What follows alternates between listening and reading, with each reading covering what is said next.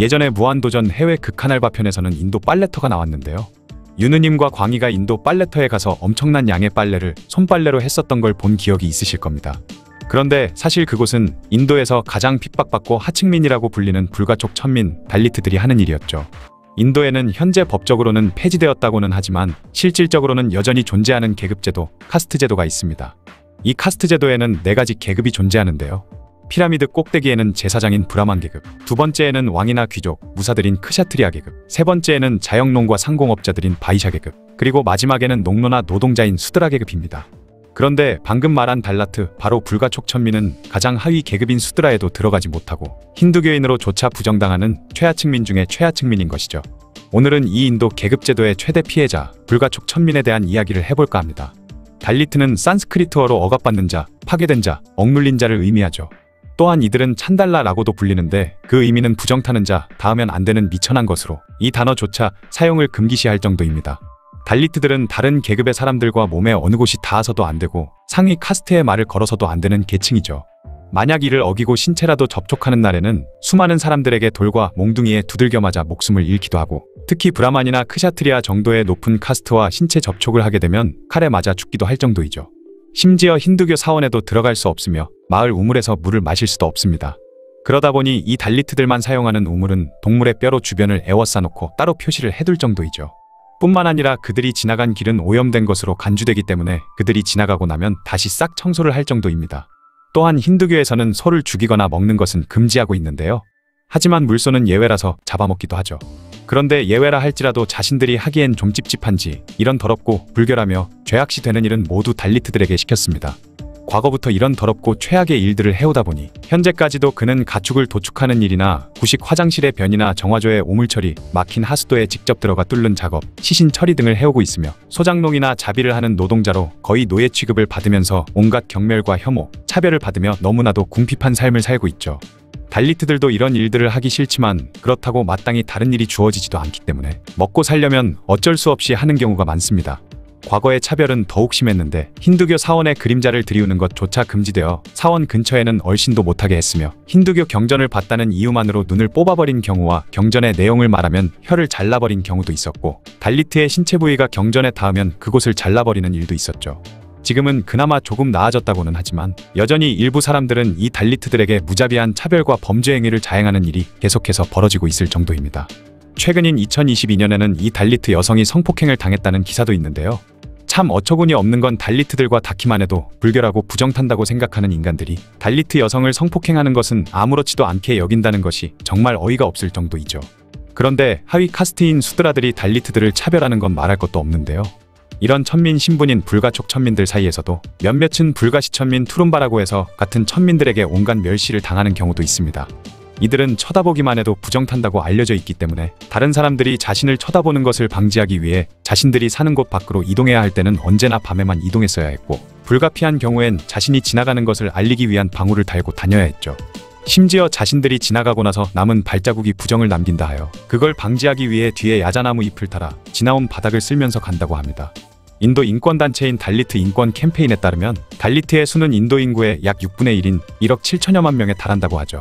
이렇게 차별이 심하면 아예 인도 다른 지역에 가서 달리트가 아닌 척하고 살면 되지 않을까? 라는 생각을 할 수 있는데요. 그것도 사실상 불가능하다고 합니다. 이 달리트가 없어지기 힘든 이유는 딱 봐도 달리트인 것이 티가 나기 때문이라고 하죠. 바로 얼굴의 피부톤이나 생김새도 다르고 사용하는 언어나 어휘도 달라서 어떤 지정부족은 대놓고 달리트인 것이 티가 난다고 합니다. 브라만이나 크샤트리아 같은 상위 카스트는 대체적으로 피부도 더 하얗고 키도 조금 더 큰 편이며 이목구비가 남유럽인, 이란인, 터키인, 아랍인과 비슷하지만 달리트들은 이들과 외모가 확연하게 차이가 나는 것이죠. 그 이유는 과거부터 다른 카스트끼리는 부정탄다며 서로 닿는 것조차 금기시하다 보니 같은 카스트끼리 결혼하고 아이도 낳게 되었고, 그렇게 시간이 지나다 보니 외모도 같은 카스트끼리 비슷하게 형성될 수밖에 없었던 것입니다. 이 외에도 이들은 이름만 들어도 계급이 바로 드러난다고 하는데요.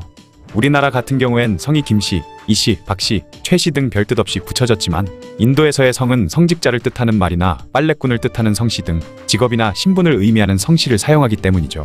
거기다가 계급에 따라 성씨를 아예 정해놓았기 때문에 어느 지역에서 온 어느 계급 사람인지도 알 수 있다고 합니다.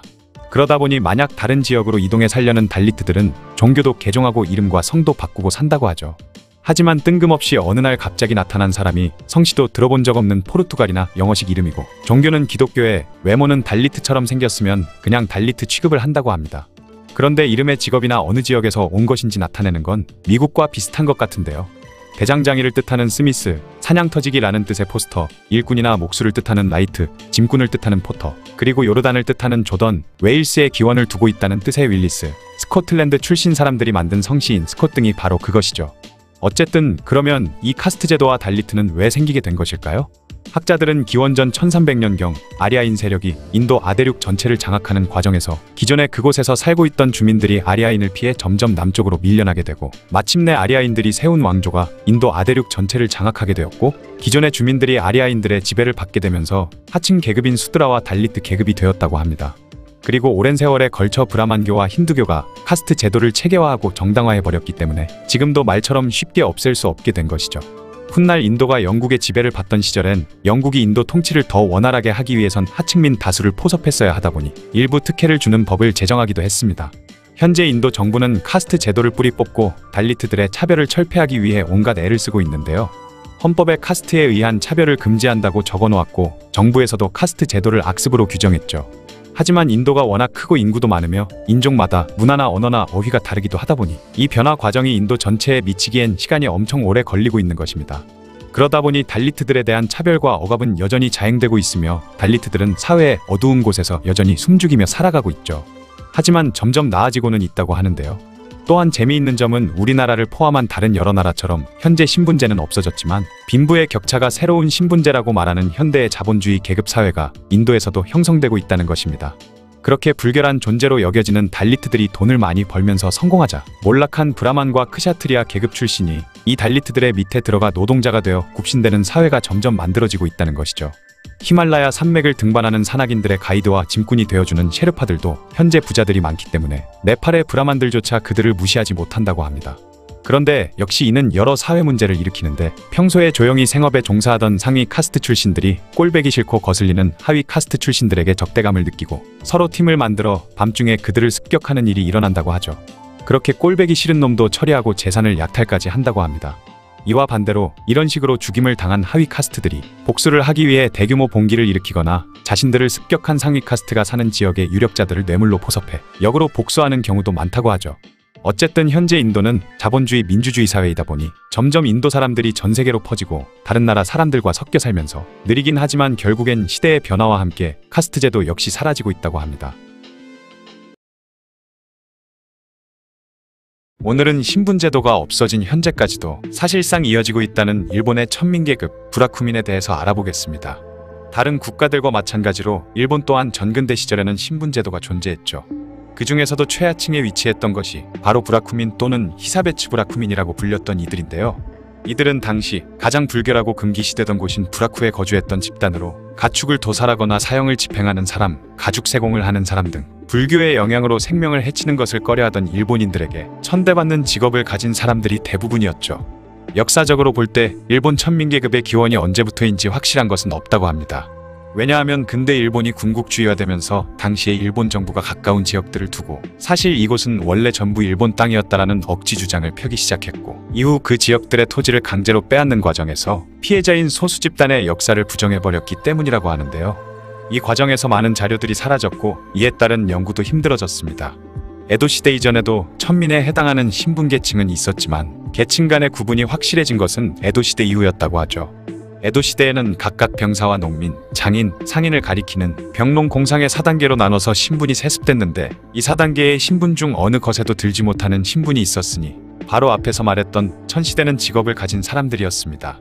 이 최하층 천민들은 두 가지 계층으로 나뉘었는데 그중 에타라는 계층은 가축의 도살, 형장의 사형 집행인, 가죽 가공 등의 직업에 종사하는 사람이었죠. 에타의 에는 더러움을 뜻하며 문자 그대로 더러운 일에 종사하는 사람이라는 뜻으로 브라쿠민들을 멸시하는 감정이 담긴 표현이었습니다. 불교의 영향을 많이 받아 목숨을 빼앗는 일을 직업으로 삼키거렸던 당시 일본인들의 인식을 잘 보여주는 표현이죠. 또 다른 계층은 흰인이라고 불렸는데 주로 사형 집행을 보조하는 사람들과 백정일을 하는 사람들, 그리고 시체 매장인과 도로 청소부, 광대 등 여러 직업의 사람들이 있었습니다. 흰인은 불교 용어로서 사람이 아닌 것이 사람의 형상을 하고 있다는 뜻을 가진 차별적 단어였죠. 이들은 그렇게 일종의 빈민거주 지역을 만들고 다른 신분계층과는 분리된 생활을 하기 시작했습니다. 그렇게 차별당하는 사람들이 사는 지역을 차별받는 부락이라 부르고 그 지역에 사는 사람들을 피차별 부락민이라고 부르게 되면서 부라쿠민의 역사가 시작됐죠. 메이지 시대에 새로운 정부가 세워진 후부터 일본 정부는 세금을 내지 않았던 천민을 세금을 거둘 수 있는 양민으로 만들기 위해 부라쿠민 해방령을 발표했습니다. 기존의 산업공상 신분제를 폐지하는 동시에 그때까지 에타나 흰인으로 불리고 있었던 천민 집단에 대해서도 일반 국민의 지위를 부여한 것이죠. 하지만 부라쿠민에 대한 일본 사회의 뿌리 깊은 차별의식은 하루아침에 없앨 수 있는 것이 아니었습니다. 평민들은 부라쿠민과 동등한 지위가 된다는 사실을 거부하며 해방령 반대운동을 곳곳에서 일으켰고 부라쿠민들에게 신평민이란 호칭을 붙여 차별했죠.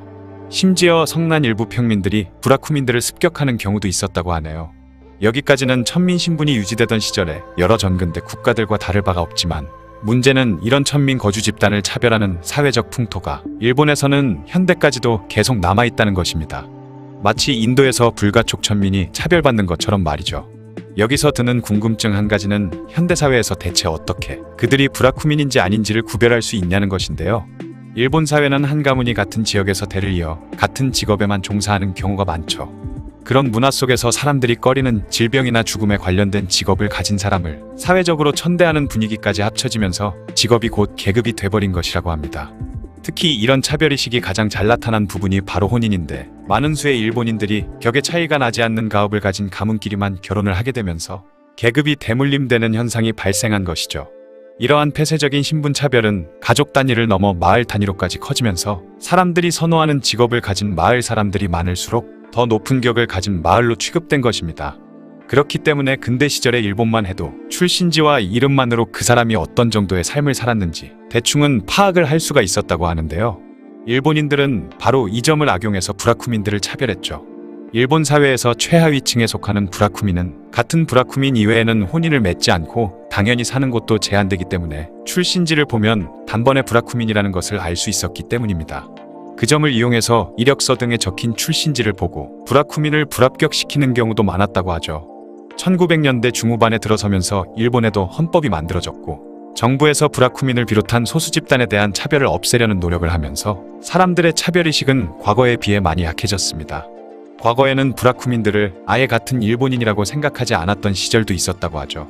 하지만 일본 사회는 기본적으로 굉장히 보수적인 사회이기 때문에 지난 수백 년간 내려왔던 뿌리 깊은 차별의식은 아직까지도 드러날 때가 많아서 많은 사람들의 비판을 받고 있습니다. 1963년 사이타마현에서 여고생이 납치된 후 살해당하는 사건이 있었는데 그 범인을 잡지 못하자 경찰이 근처 부라쿠 지역에서 이시카와 카즈오라는 사람을 체포한 후 고문한 끝에 자신이 범인이라는 거짓 자백을 받아냈죠. 그렇게 이시카와 카즈오는 무기징역을 선고받아 감옥 생활을 하다가 1997년이 돼서야 풀려날 수 있었다고 합니다. 1975년에는 일본 기업들 사이에서 부라쿠민에 대한 신상 정보를 모은 블랙리스트가 거래해온 것이 발각됐는데 이런 부라쿠민 블랙리스트 관행은 현재까지도 몰래 이루어지고 있다고 하죠. 그 외에도 2009년 구글어스에서 옛 일본 지도와 현재 지도를 겹쳐보는 서비스를 제공했는데 이 과정에서 부라쿠 지역이 발견되자 일본의 네티즌들이 인터넷상에서 더러운 동네라는 이름을 붙여 해당 지역의 정보를 퍼뜨려버리는 일이 있었으며 일본의 정치인 아소 다로는 한 부라쿠민 출신 정치인에게 부라쿠민 따위는 일본 총리가 될 수 없다라는 폭언을 날리는 등 아직까지도 부라쿠민들에 대한 차별이 존재하는 상황이라고 하네요. 지금까지 부라쿠민에 대한 이야기였습니다. 2019년 1월에 개봉했던 영화 그린북이라고 아시나요? 이 영화의 줄거리를 대충 보면 완벽한 천재 흑인 피아니스트 돈 셜리와 그리고 그의 운전기사인 다혈질의 깡패 같은 토니가 당시 흑인에게는 위험했던 미국 남부 투어 공연을 떠나 일어나는 흑인 차별에 대한 이야기를 다루고 있습니다. 또한 이 그린북이라는 것은 사실 흑인 전용 가이드북을 말하는데 1950에서 60년대에 흑인들이 여행을 할 때 이용을 할 수 있었던 호텔과 레스토랑, 주유소 등의 정보가 기록되어 있었죠. 왜 그런 책을 가지고 여행을 했냐 하면 당시 백인들이 이용했던 곳에 흑인이 가면 아무 이유 없이 흑인이라는 이유로 집단 구타를 당할 수도 있었고 심지어 불법이었기 때문입니다. 오늘은 미국의 흑인 노예 해방 이후에도 계속되었던 흑인 차별과 그에 대한 법률, 짐 크로우법에 대한 이야기를 해볼까 합니다. 당시 백인들이 이용하는 장소의 입구에는 개와 흑인은 출입금지라고 버젓이 적혀 있었는데 미국에서는 1964년까지 이러한 것들은 당연한 것으로 여겼고 심지어 합법이었죠. 이 인종차별법은 바로 짐 크로우 법이라고 불렀습니다. 짐 크로우는 1830년대 뮤지컬쇼에 나오는 등장인물의 이름을 딴 것이었죠. 토마스 데디 라이스라는 백인 배우가 까만치를 하고 흑인처럼 행세하며 부른 점프 짐 크로우라는 노래가 대중들에게 많이 불리며 유행하기 시작했는데요. 애초에 백인들이 얼굴을 검게 칠하고 흑인 역할을 하는 쇼에서는 그들을 비하하는 경우가 많았고, 그리고 그들을 비하하는 노래마저 유행하자 짐 크로우라는 말이 흑인들을 경멸하는 말이 되어버렸습니다. 그런데 더 큰 문제는 미국 남부에서 터지고 있었는데요. 남북전쟁을 하기 전 미국 남부에서는 엄청나게 많은 수의 흑인 노예들이 목화밭에서 노동을 착취당하고 있었고, 남북전쟁에서 북군이 승리를 하면서 남부에 있던 흑인 노예들이 해방되어 버렸던 것이죠. 하지만 남부 백인들의 머릿속에서는 여전히 흑인들은 노예에 불과했습니다. 그리고 그들은 흑인들이 자신들과 같은 자유인임을 인정할 수 없었고, 한자리에서 밥을 먹는다든지 함께 같은 건물에서 숙박을 한다든지 하는 건 너무나도 불쾌한 것이었죠. 그런데 연방정부는 노예에서 해방된 흑인들을 어느 정도까지는 보호해주다가 1877년 복구 작업이 끝나면서 연방군의 남부에 대한 군정도 끝났고, 그렇게 연방군은 남부에서 철수하고 말았습니다. 그러자 1876년부터 남부의 주들과 도시들에서는 백인과 흑인이 같이 공공시설을 이용할 수 없도록 하기 위한 것뿐만 아니라 계속해서 흑인들을 차별하고 억압하기 위해 흑백 분리 정책법인 짐 크로우 법을 만들었던 것이죠. 바로 합법적으로 백인과 흑인을 분리하고 차별할 수 있도록 한 것이죠. 거기다가 흑인들에게 합법적으로 경제적, 교육적, 사회적 불이익을 주는 것을 제도화해버린 것입니다. 이에 흑인들은 분리되었지만 평등하다라는 얼토당토하는 말로 차별당하기 시작했던 것이죠.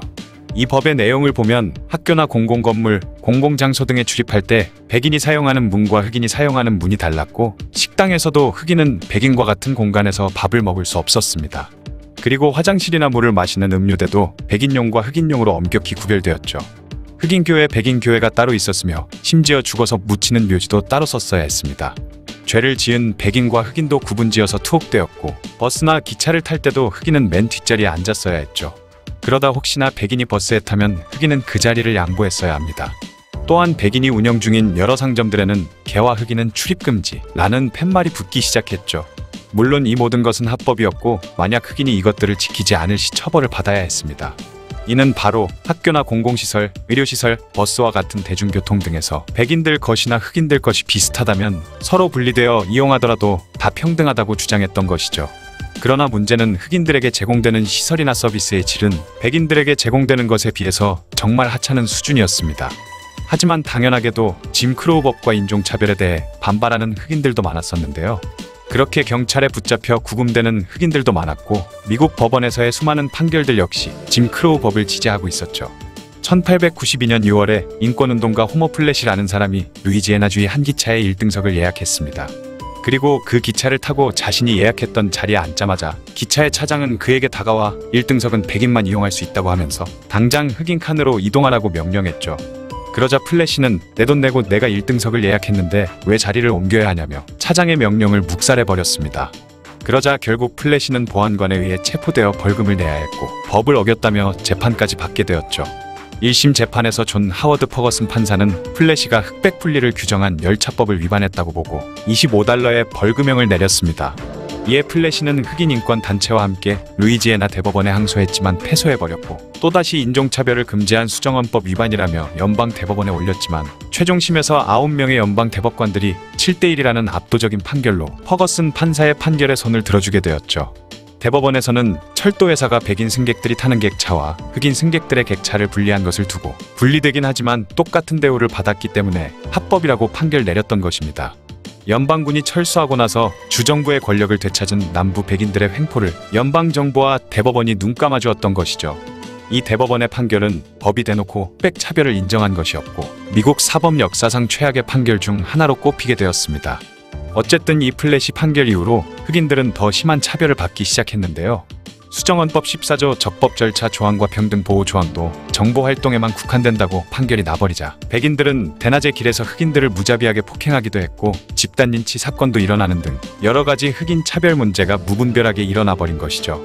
이와 동시에 남부의 여러 주에서는 한방울 법을 제정해 유색인종의 피가 한 방울이라도 섞여 있으면 백인이 아니라고 정해버렸습니다. 그렇게 핍박을 받아도 남부에서 살고 있던 흑인들은 그곳을 벗어나기도 어려웠는데요. 북부에서는 남부에서 흑인들이 차별받고 있다는 걸 알고 있으면서도 모른 척 해버렸으며 그곳을 벗어나 도망쳐 오던 흑인들을 받아들일 의지도 없을 뿐만 아니라 그들을 받아들일 조건도 갖추지 못했었기 때문에 흑인들은 극심한 차별과 폭압에도 남부에서 계속 사는 수밖에 없었던 것이죠. 그런데 1896년에 있었던 이 플래시 데퍼거슨 재판 판결을 뒤집어버리는 사건이 58년이라는 긴 세월이 지난 후에 일어나게 되는데요. 1951년 미국 캔자스주 토피카에 살고 있던 8살의 초등학생 린다 브라운이 흑인이라는 이유로 집에서 가까운 학교를 놔두고 약 1.6km 떨어진 흑인들만 다니는 학교를 매일 걸어서 다녀야 했던 것이죠. 이에 린다의 아버지 올리브 브라운은 집에서 가까웠던 초등학교로 전학을 신청했지만 그 학교의 교장이 흑인이라는 이유로 이 신청을 거절하게 되었습니다. 이에 열받은 올리브 브라운이 토피카시 교육위원회를 상대로 소송을 걸게 되었죠. 이 사건 소송은 결국 연방 대법원까지 올라가게 되었는데요. 1954년 5월 17일 대법원이 만장일치로 공립학교의 인종차별은 위헌이라는 결정을 내리면서 브라운의 손을 들어줬고 3년이라는 긴 소송은 끝을 맺게 되죠. 아무리 평등한 시설이나 교육 커리큘럼을 제공한다고 해도 인종을 분리시키는 것 자체가 인종차별이라는 것이었습니다. 이는 기존에 공고히 박혀 있었던 분리하되 평등하다라는 논리를 허물고 분리하면 무조건 불평등하다라는 법리를 제시한 것이었죠. 얼 워런 대법원장은 빠른 시일 내에 남부에 존재하던 불평등한 인종분리를 통합하라고 했지만 남부의 주에 속한 백인 학교 3,000여 개 중에서 고작 600여 개만이 통합했고 대다수의 학교들은 이 판결에 반대하고 나섰습니다. 결국 브라운 판결은 교육에만 한정되어 있었기 때문에 공공시설이나 공공장소의 인종분리까지 폐지하지는 못했지만 인종차별 철폐에 있어서 터닝포인트가 된 사건이었죠. 이 판결은 1896년에 있었던 플래시 데퍼거슨 사건의 대법원 판결을 완전히 뒤집은 사건이 되었고 이 판결이 도화선이 되어 여러 시설이나 흑백 분리 정책의 철폐를 주장하는 민권운동이 일어나게 되었습니다. 이 일이 있고 나서 1년 후인 1955년 12월 흑인들의 민권운동이 본격적으로 일어나는 사건이 벌어졌죠. 그 사건은 바로 미국 남부 엘라베마주 몽고메리시에서 살고 있던 로자 파크스라는 흑인 여성에 대한 이야기인데요. 어느 날 그녀는 버스를 타고 좌석에 앉아 있었습니다. 얼마 후 한 백인이 그 버스를 타게 되었고 백인 운전사는 그녀에게 백인을 위해 자리를 양보하라고 요구했죠. 이에 로자는 운전사의 요구를 거부했는데요. 결국에는 현행범으로 체포되어 구금되기에 이르렀습니다. 재판 과정 중에서 그는 인종차별주의자들로부터 살해 협박을 당하기 일쑤였고 백인 기자들은 그녀와의 인터뷰 중 몸을 판 경험이 있느냐? 라는 모욕적인 질문을 하기도 했습니다. 그렇게 1심 재판에서 그녀는 $10의 벌금형을 받았지만 즉시 항소했고 결국 1956년 12월 결국엔 승소를 하게 되죠. 하지만 그녀는 일자리에서도 해고당하고 말았고 계속해서 살해 협박에 시달리게 되면서 결국 자신이 살던 곳을 떠나 동생이 사는 북부의 디트로이트로 도망치듯 이사해야만 했습니다. 이런 그녀에 대한 탄압은 흑인들을 더욱 단결시키는 계기가 되었고 마틴 루터 킹 목사의 주도로 버스 승차 거부 운동이 벌어졌죠. 그러자 흑백 차별에도 적당히 순응해오던 몽고메리시의 흑인들은 382일 동안 버스 승차를 거부하며 차별에 대해 저항하기 시작했습니다.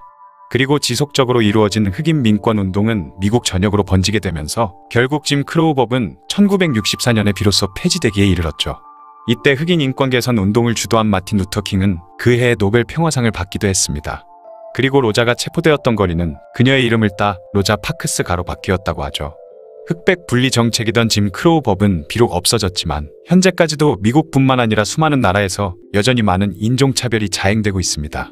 현재 미국에서는 아시아인에게 묻지마 폭행을 하는 등 아시아인 혐오가 극에 달했다고 하던데 피부색에 따라서 차별하고 혐오하는 건 왠지 이해가 안 가기도 하네요. 미국 노예제 폐지 이후에도 지속적으로 차별을 받았던 흑인들과 그들을 옥죄던 법, 짐 크로우 법에 대한 이야기였습니다.